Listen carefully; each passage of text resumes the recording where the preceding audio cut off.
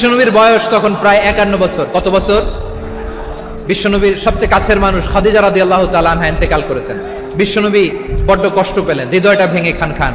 যিনি ঘরের ভেতরে বিশ্বনবীকে সান্ত্বনা দিতেন, ভালোবাসা দিতেন, বাইরে গেলে কুরাইশরা বকাঝকা করে, অত্যাচার করে, কিন্তু আম্মাজান খাদিজা রাদিয়াল্লাহু তাআলা আনহা ঘরটারে এমন শান্তির নীড় বানায় রেখেছেন, এই ঘরের ভিতরে ঢুকলে বিশ্বনবীর কলিজাটা ঠান্ডা হয়ে যেত। এজন্য রব্বুল আলামিন বলেন, খাদিজা, ও আমার বান্দি খাদিজা, জান্নাতে এমন স্পেশাল একটা ঘর আমি তোমার জন্য রেডি করে রেখেছি। ওই ঘরের মধ্যে কোনো আওয়াজ নাই, ওই ঘরের মধ্যে কোনো নয়েজ নাই, ওই ঘরে কোনো বিশৃঙ্খলা নাই।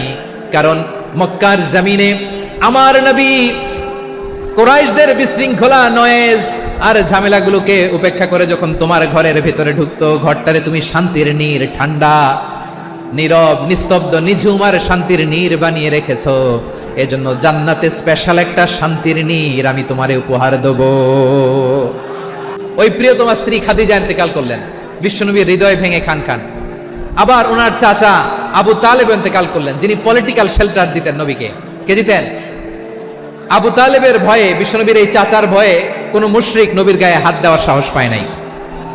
এখন স্ত্রীও নাই, চাচাও নাই, নবীকে আশ্রয় দেওয়ার কেউ নাই। নবীর চারদিকে অন্ধকার, নবী এখন কই যাবেন? আমার পেয়ারা নবী নতুন স্টেশন খুঁজতেছেন, নতুন দাওয়াতি প্ল্যাটফর্ম খুঁজতেছেন। তিনি যায়েদ বিন হারেসা রাদিয়াল্লাহু তাআলা আনহুকে নিয়ে মক্কার পাশের একটা নেইবরিং সিটি তায়েফে চলে গেলেন। কোথায় চলে গেলেন? লালমনিরহাটের ভাইয়ের আওয়াজ করে বলেন, কোথায় গেলেন? তায়েফে চলে গেলেন দিনের দাওয়াত দেওয়ার জন্য। কি দেওয়ার জন্য? নাকি জমি কিনতে গেছিলেন? জমি কিনতে, দুনিয়ার যশ খ্যাতির জন্য, নিজের কোনো লাভের জন্য?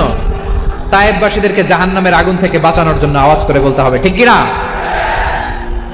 বিশ্বনবী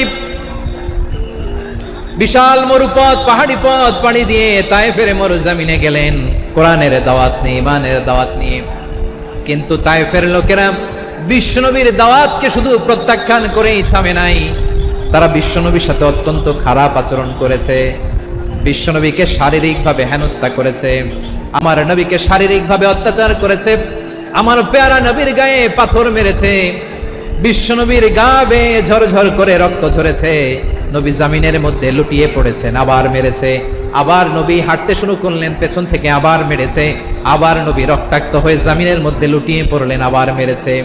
বিশ্বনবীর মতো এত সুস্ত্রী মানব, বিশ্বনবীর মতো এত শুভ্র মানব, বিশ্বনবীর মতো এমন চমৎকার দেহাবয়ব দিয়ে রব্বুল আলামিন কাউকে বানান নাই।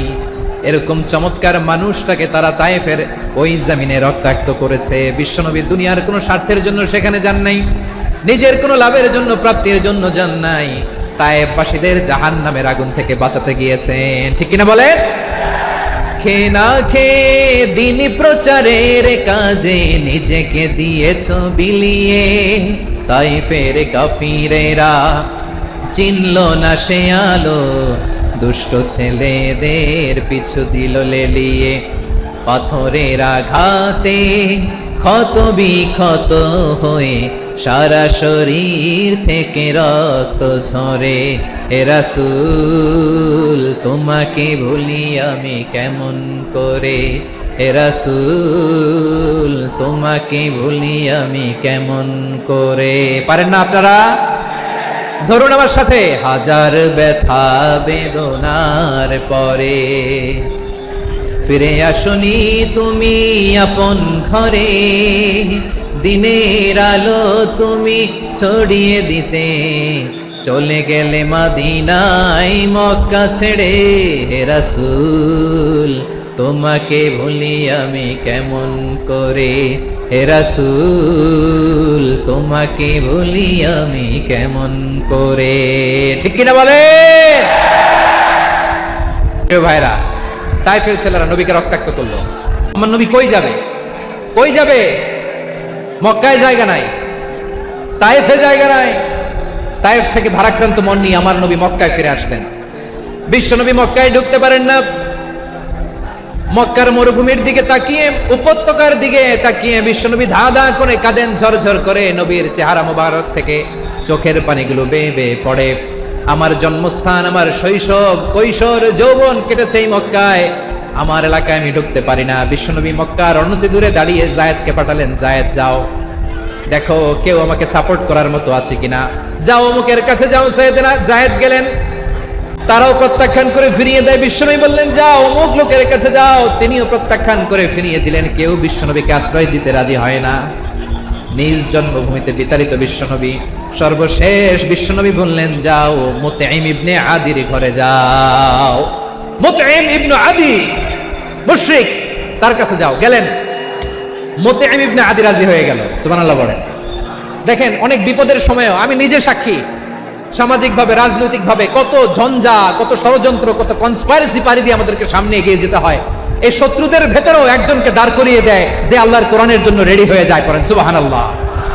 মুতঈম ইবনে আদি, আল্লাহ তার মনকে নরম করে দিলেন। মুতঈম বলে মুহাম্মদ আমি তোমাকে আশ্রয় দিব। তার দুই ছেলেকে পাঠালেন, যাও খোলা তলোয়ার নিয়ে, স্কট দিয়ে, গার্ড অফ অনার দিয়ে মোহাম্মদকে মক্কায় ঢুকাও, আর বলো আমি আমান দেব। আমান কি দিব?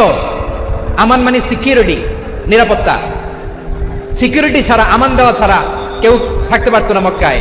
দুই ছেলে বিষ্ণু ইসা ইসলামকে নিয়ে আসলো। নবী কাবার চারদিকে তাওয়াফ করলেন, নামাজ পড়লেন।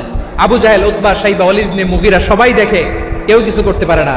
কারণ মুতঈম ইবনে আদি ঘোষণা দিয়েছেন আমি মুহাম্মদকে আমান দিয়েছি, মুহাম্মদের গায়ে যেন কেউ স্পর্শ না করে। আওয়াজ করে পড়েন সুবহানাল্লাহ। নবীর এই বিপদকালে মুহূর্তে মুতঈমের হৃদয়টারে নরম করে দিল কে? আচ্ছা লালমনির হাটের ভাইরা বলেন, এই মুতঈম কি মুসলিম ছিল না মুশরিক? সবাই বলতে হবে মুসলিম না মুশরিক? তাহলে মুশরিকের কাছ থেকে নবী পলিটিক্যাল অ্যাসাইলাম, আধুনিক রাষ্ট্রবিজ্ঞানের ভাষায় পলিটিক্যাল অ্যাসাইলাম যেটাকে বলে, রাজনৈতিক আশ্রয়। ওনার আমান বা নিরাপত্তার এই ঘোষণায় তিনি মক্কায় ঢুকলেন। যতদিন নিরাপত্তা ছিল ছিলেন। মুতঈম যখন মারা গেল, বিষ্ণু ইসলাম হিজরত করে মদিনায় চলে গেলেন। সুবহানাল্লাহ। কিন্তু মুতঈম যে বিশ্বনবীর উপকার করছে এটা বিশ্বনবী ভুলে নাই। আমাদের অনেকে আছে উপকার করার পরে আর খেয়াল থাকে না, খাওয়ার পরে গলা দিয়ে নামলে আর খেয়াল থাকে না। এরকম আছে না নাই? আমার নবী ভুলে নাই। বদরের প্রান্তরে 70 জন কাফেরকে যখন বন্দী করে বিশ্বনবীর সামনে হাঁটু গেড়ে দাঁড় করানো হলো, বসানো হলো, 70 জন কাফের। কয়জন? বিশ্বনবী তাদের দিকে তাকিয়ে বললেন, সহিহ বুখারীর বর্ণনা, লাউ কানাল মুতঈম ইবনে আদি হাইয়ান সুম্মা কাল্লামানি হাউলাঈ নাতনা লা তারাকতুহুম লাহু। বদরের প্রান্তরে 70 জন বন্দী কাফিরের দিকে তাকিয়ে আমার নবী বললেন, আজকে মুতঈম ইবনে আদি যদি বেঁচে থাকতো আর তোমাদের 70 জনের ব্যাপারে যদি মুতঈম এক বাক্যে একটা সুপারিশ করতো, তার সম্মানে আজকে তোদের সবাইকে আমি মাফ করে দিতাম। সুবহানাল্লাহ। নাই ওই যে চিল্লাচিল্লি যে কথা বুঝে নাই, কোন জিনিস মিস করছে ওরা নিজেরাও বুঝে নাই। বিশ্বনবী মুতঈমের এই সাহায্যের কথা বলে নাই। 70 জন মুশরিক হাঁটু গেড়ে বসা, নবী চাইলে এখনই এক্সিকিউশন অর্ডার দিতে পারে। তিনি বললেন আজকে যদি মুতঈম বেঁচে থাকতো আর মুতঈম যদি তোদের জন্য সুপারিশ করতে, এই আবর্জনাগুলোর ব্যাপারে সুপারিশ করতে, আমি মুহূর্তেই তোদেরকে এমনি মাফ করে দিতাম। এবার বলেন ইসলাম কি ন্যারো মাইন্ডেড না ব্রড মাইন্ডেড? শুধু তাই নয়, যাকে যে সম্মান দেয়ার আমার নবী দিতেন, হোক আস্তিক হোক নাস্তিক, হোক মুসলিম হোক অমুসলিম। বিষ্ণু ইসলাম যখন রোমান সম্রাটের কাছে চিঠি লিখেছেন, আমার প্রিয় লালমনির হাটের ভাইরা অল্প কয়েক মিনিট কয়েকটা জরুরি কথা বলবো। এদিকে তাকান, এদিকে তাকান। রোমান সম্রাটের কাছে বিশ্বনবী যখন চিঠি লিখলেন মিন মুহাম্মদ রাসূলিল্লাহ ইলা হিরাকলা আযীমের রোম। মুহাম্মদের পক্ষ থেকে হিরাক্লিয়াসের কাছে, যিনি হচ্ছেন আযীমের রোম। এটা নবী নিজ থেকে বানায় লিখছেন অতিরিক্ত সম্মান দিয়ে। কোন রাষ্ট্রপ্রধান যখন আসে তাদেরকে আমরা কি বলি জানেন? তার নামের শেষে HE এটা লিখতে হয়। H.E. মানে হিজ এক্সেলেন্সি। কি লেখে? হিজ এক্সেলেন্টি অথবা ইউর হাইনেস, ইউর ম্যাজেস্টি। দেখেন বিশ্বনবী সাল্লাল্লাহু আলাইহি ওয়াসাল্লাম সব নবীদেরও নবী। তিনি একজন মুশরিক খ্রিস্টান সম্রাট রোমান সম্রাটের কাছে চিঠি লিখতে যায়, লিখতেছে ইলা হিরাকলা আযীমের রোম। হিরাক্লিয়াসের কাছে আমার চিঠি, যিনি রোমের আযীম, হিজ হাইনেস মানে রোমের অনেক সম্মানিত এক বাহাদুর। আওয়াজ করে বলেন সুবহানাল্লাহ। তার মানে যাকে যে সম্মান দেয়ার এটা বিশ্বনবী দিতেন। এমনকি যে ইহুদিরা ভালো ছিল, এই ইহুদিদেরও প্রশংসা করেছেন বিশ্বনবী মুহাম্মদুর রাসূলুল্লাহ সাল্লাল্লাহু আলাইহি ওয়াসাল্লাম। এক ইহুদির প্রশংসা করেছেন বিশ্বনবী। ইহুদির কার? আমি তো আমার ভাইয়ের প্রশংসা করি না। আমি তো এক আলেম আরেক আলেমরে স্পেস দেই না। আমি তো এক দায়ী আরেক দায়ীর সাথে বসতে চাই না। আমার নবী ইহুদির প্রশংসা করে। কার প্রশংসা? ওই ইহুদির নাম ছিল মুখাইরেক। সিরাত গ্রন্থ ঘাটলে পাবেন। তিনি বলেছেন মুখাইরেক খাইরু ইয়াহুদ, Mukhayriq is the best of the Jews. জুইসদের মধ্যে সে সবচেয়ে ভালো। কেন প্রশংসা করলেন তার? এর কারণ মদিনা চার্টারে কথা ছিল সব ধর্মের মুসলিম, মুশরিক, ইহুদিরা মিলে মদিনাকে রক্ষা করবে। কিন্তু তৃতীয় হিজরিতে যখন উহুদের যুদ্ধ শুরু হলো, সবার কথা ছিল যেই আক্রমণ করে আমরা মদিনাকে বাঁচাবো। কোন শহরকে বাঁচাবো? মদিনাকে। কিন্তু কুরাইশরা যখন অ্যাটাক করলো, ইহুদিরা আর আসে না, ইহুদিরা আর বেরোয় না। বিষ্ণু বললেন, ওহে ইহুদিরা, তোমরা না চুক্তি করলে আমার সাথে যে মদিনা বাঁচাতে সবাই ঝাঁপিয়ে পড়বো, আসো। একটা ইহুদিও বেরোয় না, কেউ আসে না সেদিন, একজন ছাড়া। তার নাম মুখাইরেক। তার নাম কি? মুখাইরেক বাহাদুরের মতো ঘোড়সাওয়ার হয়ে বেরিয়ে গেলেন এবং বললেন, গোটা ইহুদি সাম্রাজ্যের একজনও যদি না আসে, আমি মুখাইরেককে কেউ ঘরে আটকে রাখতে পারবে না। বেরিয়ে আসলেন, এসে বললেন, আমি মুহাম্মদের পক্ষে যুদ্ধ করব। আমি মারা গেলে আমার সম্পদ আমার উত্তরাধিকারীরা পাবে না, আমার সম্পদ তোমরা মুহাম্মদকে দিয়ে দিবা। সুবহানাল্লাহ বলেন। উহুদের ময়দানে 70 জন মুসলমান শহীদ হলো। এই ইহুদি সেও মুসলমানের পক্ষে যুদ্ধ করে নিহত হলো। সুবহানাল্লাহ বলেন। মুসলিমদের লাশ যখন নিয়ে আসা হলো, এই মুখাইরিকের লাশও নিয়ে আসা হলো। মুসলিমদের লাশের পাশে মুখাইরিকের লাশ দেখে বিশ্বনবী মুখাইরিকের প্রতি অনেক খুশি হলেন। আর বিশ্বনবী খুশি হয়ে বললেন, মুখাইরিক খায়রু ইয়াহুদ, মুখাইরিক যদিও তুমি ইহুদি, তারপরে তুমি সব ইহুদিদের মধ্যে সেরা ইহুদি। পড়েন সুবহানাল্লাহ। আমার নবী ইহুদিকেও সম্মান দিতে কার্পণ্য করে নাই। আওয়াজ করে বলেন আল্লাহু আকবার। প্রিয় ভাইরা, এবার সর্বশেষ আওয়াজ করে বলেন, ইসলাম কি ন্যারো মাইন্ডেড নাকি ব্রড মাইন্ডেড? সবাই বলেন, ন্যারো মাইন্ডেড না ব্রড মাইন্ডেড? এজন্য অমুসলিম হইলেই তারা আমাদের শত্রু নয়। শত্রু কারা? এই লালমনির হাটের ভাইরা শোনেন, শত্রু কারা? যে সমস্ত অমুসলিম আমাদেরকে নিশ্চিহ্ন করে দিতে চায়, যে সমস্ত অমুসলিম আমাদের ভূখণ্ড থেকে আমাদেরকে তাড়িয়ে দিতে চায়, যে সমস্ত অমুসলিম আমার ধর্ম নিয়ে তুচ্ছতাচ্ছিল্য করে চিল্লায় বলেন ঠিক কিনা, তারা আমাদের শত্রু। সাধারণ অমুসলিমরা আমার শত্রু নয়। এই যে হিন্দুরা থাকে, এরা আমার ভাই, বৌদ্ধরা আমার ভাই, খ্রিস্টানরা আমার ভাই, ইহুদিরা আমার ভাই। তারা দিনই ভাই নয়, তারা মায়ের পেটের ভাই নয়, তারা মানবিক দিক থেকে ভাই। ও মানুষ, আমিও মানুষ। ইসলাম মানুষকে সম্মান করে, চিল্লায় বলো ঠিক কিনা। যারা আমাদের অস্তিত্বকে নিশ্চিহ্ন করতে চায়, যারা আমাদের ভূখণ্ডকে দখল করতে চায়, যারা আমাদেরকে নিয়ে মকারি করে, ফান করে, টিটকারি করে, আমার ধর্ম নিয়ে খেলা করে, তাচ্ছিল্য করে, ওদের বিরুদ্ধে আমাদের জিহাদ। সাধারণ মুসলিম আমাদের শত্রু নয়। আপনি জানেন নিউ ইয়র্কে, আমি তো নিউ ইয়র্কে ছিলাম অনেকদিন, ওখানে ফিলিস্তিনিদের পক্ষে যখন আমরা মিছিল করেছি, অনেক ইহুদি আমাদের সাথে মিছিলে দাঁড়িয়েছে। কারণ ওরাও জানে এই ভূখণ্ড ফিলিস্তিনিদের ভূখণ্ড। আওয়াজ করে বলো লালমনির হাট ঠিক কিনা। ইসরায়েলের রাজধানী খোদ তেল আবিবে অনেক ইহুদিরা বেঞ্জামিন নেতানিয়াহু তার বিরুদ্ধে মিছিল করেছে। তো তারা কি আমাদের শত্রু? না। অনেক খ্রিস্টান আমাদের সাথে আমাদের স্বার্থ রক্ষায় আমাদের পাশে দাঁড়িয়েছে। খেয়াল রাখবেন, হিন্দু আর হিন্দুত্ববাদ এক নয়, ইহুদি ধর্ম আর জায়নিজম এক নয়। জায়নিজমের বিরুদ্ধে আমাদের সংগ্রাম, আমাদের জিহাদ। চিল্লায় বলেন ঠিক কিনা। এই যে ফিলিস্তিনের ভাইরা, তারা তাদের স্বাধীনতা সংগ্রামের জন্য লড়াই করছে, করে যাচ্ছে, আমরা এটাকে সমর্থন জানাই। চিল্লায় বলো ঠিক কিনা। কাশ্মীরের ভাইরা স্বাধীনতার জন্য সংগ্রাম করছে, আমরা সেই সংগ্রামকে সমর্থন জানাই। আওয়াজ করে বলো ঠিক কিনা। যারাই আমাদের ইসলামকে নিশ্চিহ্ন করতে চায়, তাদের বিরুদ্ধে আমাদের সংগ্রাম। আওয়াজ করে বলতে হবে ঠিক কিনা। ওই সমস্ত দুর্বৃত্তদের সাথে আমাদের কোনো সম্পর্ক নাই। আমরা যদি ঐক্যবদ্ধ থাকতে পারি, ওই দুর্বৃত্তরা চান্স পাবে না। আমরা ঐক্যবদ্ধ থাকতে রাজি আছি। লালমনির হাটের ভাইরা, আমরা ঐক্যবদ্ধ থাকলে ওই দুর্বৃত্তদের কালো হাত ভেঙে দিতে আমাদের সময় লাগবে না। তাদের কালো হাত ভেঙে দিতে রাজি আছে মুসলমান? কারা কারা রাজি? দু হাত তুলে দেখাও।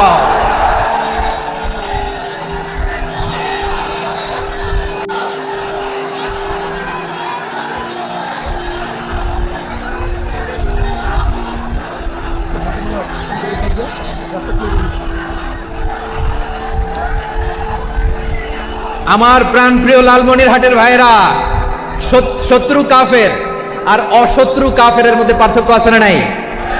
আবু তালেব মুশরিক, আবু জাহেল মুশরিক, কিন্তু দুই মুশরিকে পার্থক্য আছে না নাই? আবু তালেব নবীর চাচা, মুশরিক, মারা গিয়েছে মুশরিক অবস্থায়, কিন্তু আজীবন আমার নবীকে আগলে রেখেছে। আমার নবীকে সাপোর্ট করেছে, ভালোবেসেছে। আবু জাহেল মুশরিক, মারা গিয়েছে মুশরিক হিসেবে, আজীবন আমার নবীর বিরুদ্ধাচারণ করেছে। আবু জাহেলের শক্তি, সামর্থ্য, স্ট্র্যাটেজি, প্ল্যান সব আমার নবীর বিরুদ্ধে ছিল। আবু জাহেলের কারণে একটা দিন শান্তিতে আমার নবী মক্কায় ঘুমাতে পারে নাই। চিল্লায় বলেন ঠিক কিনা?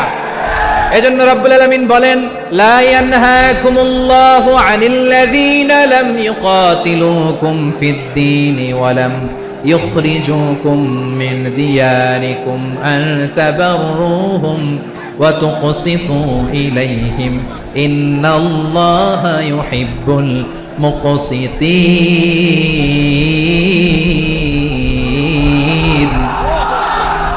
আল্লাহ বলে, গোলামেরা শোনো শোনো, যে সমস্ত অমুসলিম তোমাদের সাথে ধর্মযুদ্ধে লিপ্ত হয় না, তোমাদের বিরুদ্ধে যে সমস্ত অমুসলিম অস্ত্র ধরে না, যে সমস্ত অমুসলিম তোমাদেরকে তোমাদের জন্মস্থান থেকে, ভূখণ্ড থেকে তাড়িয়ে দেয় না, তাদের সাথে ভালো আচরণ করতে আমি আল্লাহ নিষেধ করি নাই।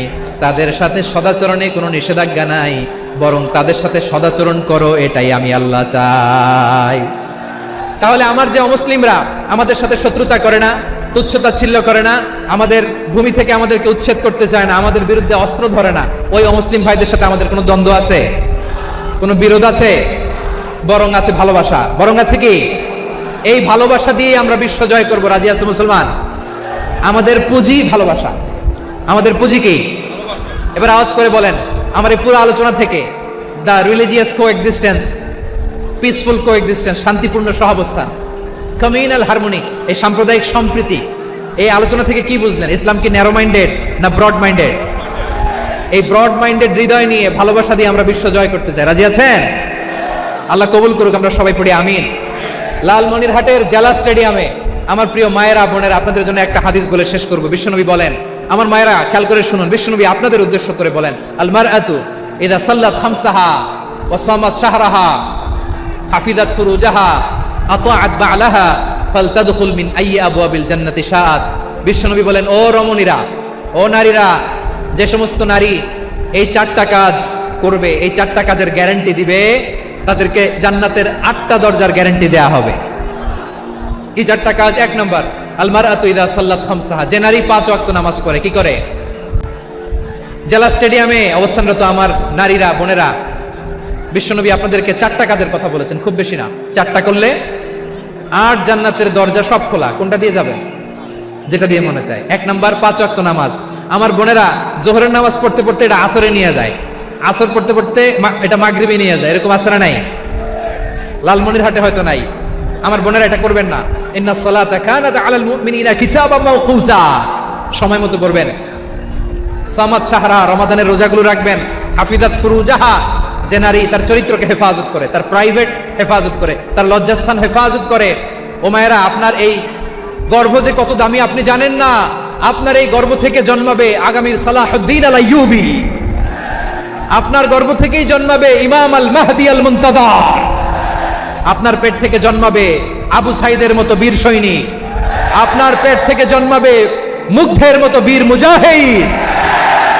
আপনি জানেন না কে আসবে আপনার পেট থেকে। সময়টাকে কাজে লাগান, ইসলামকে বুঝেন, মানেন, আমাদের ইসলামিক লেকচারগুলো শুনেন।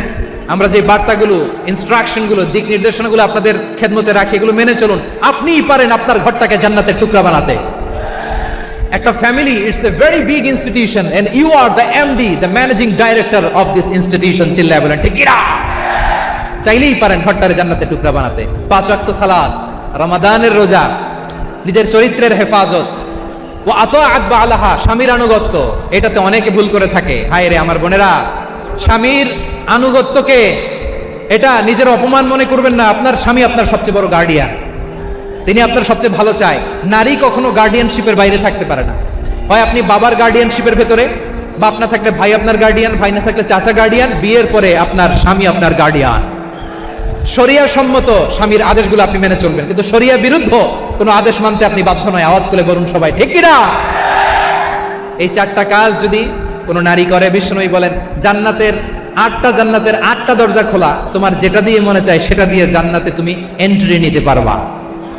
আমরা এখানে লালমনিরহাটের সোহরাওয়ার্দী ময়দানে আজকে যেমন একত্রিত হতে পারলাম, আল্লাহর জান্নাতেও যেন একত্রিত হতে পারে। আল্লাহ তুমি তৌফিক দান করো। আল্লাহ আমার এই কলিজার টুকরা যুবক ভাইদেরকে তুমি ওমরে ফারুকের মতো কবুল করো। জেলা স্টেডিয়ামে অবস্থানরত আমার মা বোনদেরকে তুমি ফাতেমার মতো খাদিজার মতো কবুল করো।